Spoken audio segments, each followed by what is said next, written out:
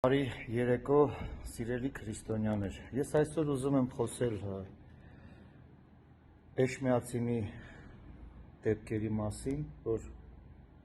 10 եպիսկոպոսները գնացել էին Էշմիածին և ուզում էին, որ վեհափառ հայրապետը լքի իր կաթողիկոսական աթոռը։ Ես 7 տարի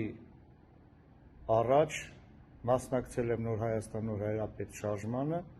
եղել եմ Գնդեվանքի Խաչի քավորը 7 տարի և ես ինքս այն ժամանակ ուզեցել եմ, որ Գարեգին կաթողիկոսը լքի իր գահը,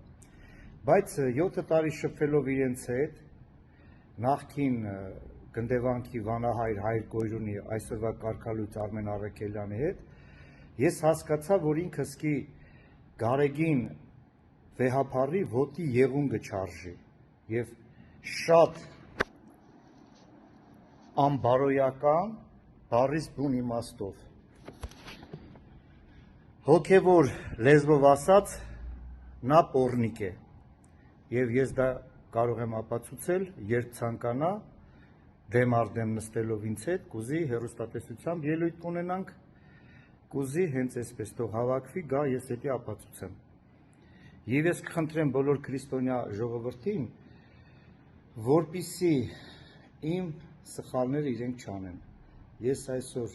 համայն հայությունից, համայն քրիստոնյա աշխարհից ներողություն եմ խնդրում և եկեղեցու բոլոր հոգևոր առաջնորդներից, եպիսկոպոսներից, հանձինս Գարեգին կաթողիկոսից ես այսօր ներողություն եմ խնդրում, որ 7 տարի առաջ մասնակցել եմ այդ պոռնիկների հետ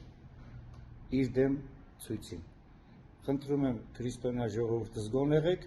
նրանք այս ամենը անում են ոչ թե Աստծո փառքի համար, այլ իրենց գահի, իրենց աթոռի համար։